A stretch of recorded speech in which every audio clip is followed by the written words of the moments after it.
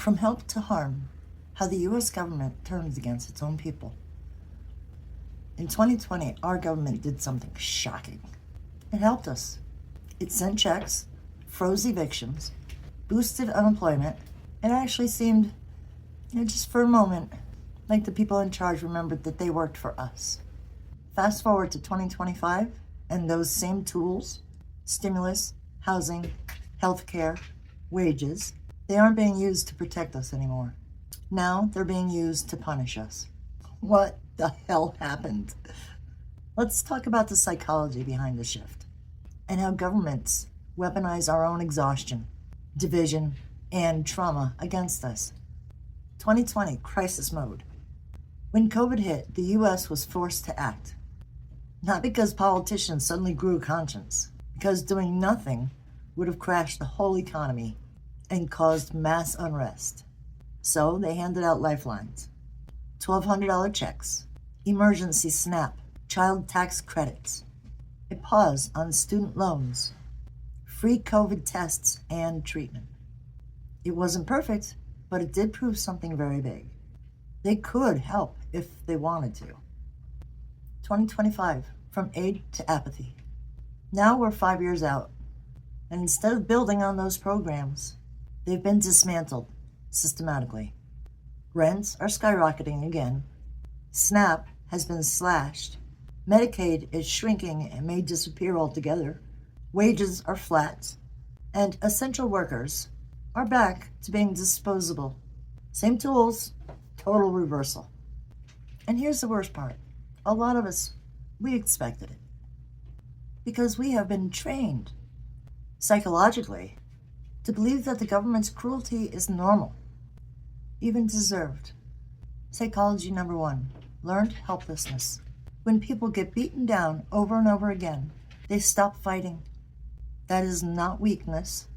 It's called learned helplessness, a proven psychological response to chronic stress. Wages have not kept up with inflation. Billionaires made trillions during the pandemic. Rent eats half your paycheck. And still, the people in power act like your poverty is a personal failure. Over time, you start to believe them. You stop pushing back. And that is the point. If you're too tired to fight, they win. Psychology number 2, manufactured division. Here's the next tactic. Blame each other. Blame immigrants. Blame lazy workers. Blame single moms. Blame students drowning in debt. It's psychological misdirection. If you're angry at your neighbor, you are not marching on Capitol Hill. If you are blaming the poor, you are not questioning the rich.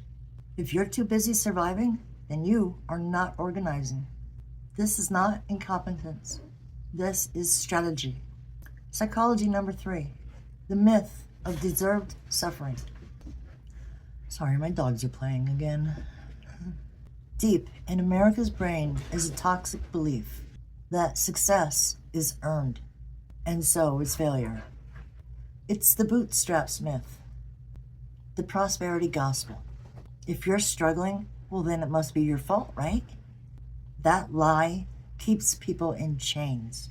In 2020, we broke that lie. For one brief moment, we admitted that people need help, and they got it. Now, in 2025, they've slammed that door shut and they've told us, we tried, it's over, you're on your own. And too many of us believed it. But here's the truth. We were not crazy to feel hope in 2020.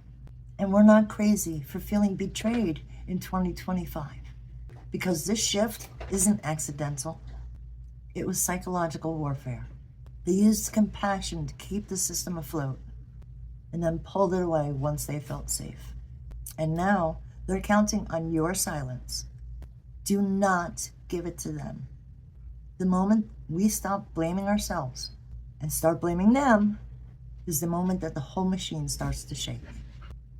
Let's shake it. If you feel like you've been gaslit by our government, go ahead and drop a comment. Let's discuss it. Tell us your 2020 versus 2025 story. And if you want more breakdowns like this, hit subscribe. I am not done exposing the system. I always knew that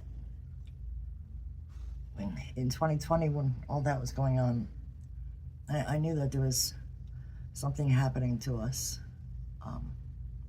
psychologically. Anyway, this is part of like a 3-part series.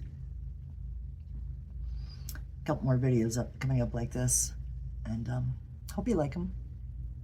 Thanks for sticking around. Thanks for your likes, your views, your shares, and hope to talk to you in the comments.